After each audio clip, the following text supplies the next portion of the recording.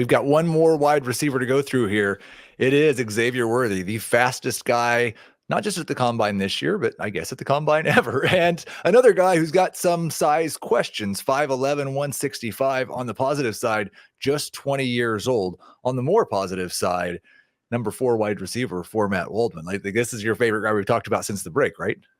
Probably so. Yeah. I mean, so look, one of the things I remember watching him early on and going, wow, he fights the ball a lot. And so you're going to hear a lot of people talk about how he has some drops or he juggles the ball more than people may have let on or what his buzz is worth.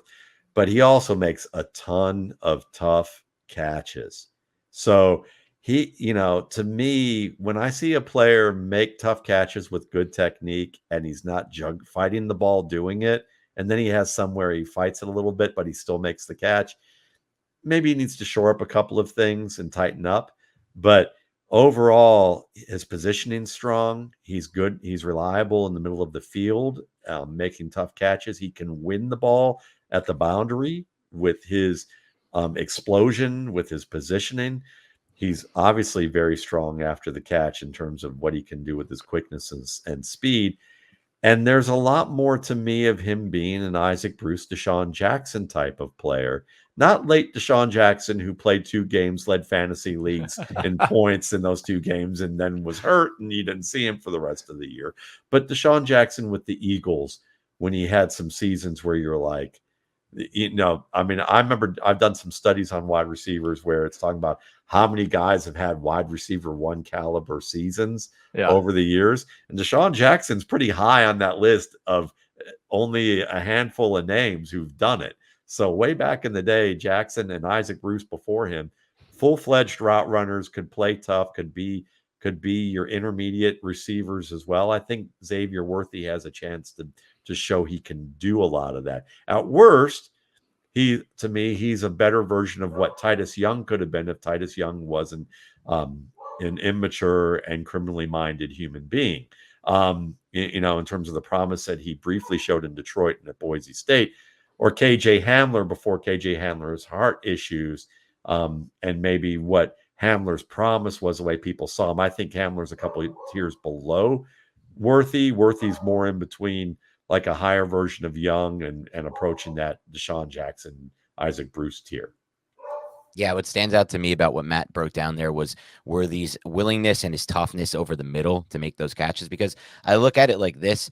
What we talked about earlier was so many teams going to that cover 3, Vic Fangio principles, playing that style of defense. Well, you need a receiver who's going to be able to be tough against zone in those situations, because A, you're seeing a lot of that, and B, you're also getting a situation where you got to trust that you got to trust these wide receivers in those spots that maybe you might not trust other wide receivers. And so I think that he stands out from that, maybe above some of the other smaller receivers.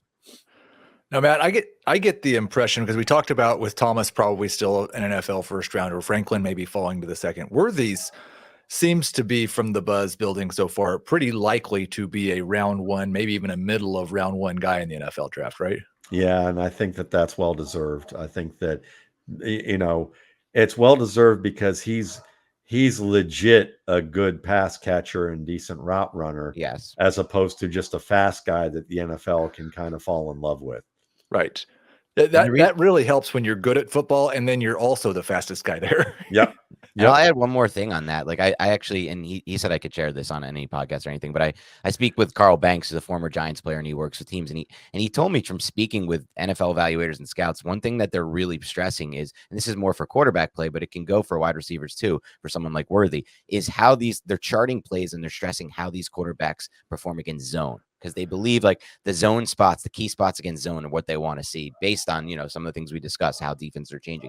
So when you see Worthy out there, and I've seen this too, and his ability to beat some zone coverages with those catches over the middle, it stands out versus other receivers. And it means a lot to these NFL evaluators. So if it means a lot to them, it's likelier that he's going to have higher draft capital. If he has higher draft capital, we know from a dynasty standpoint, from a fantasy standpoint, gives him a better chance to be fantasy successful.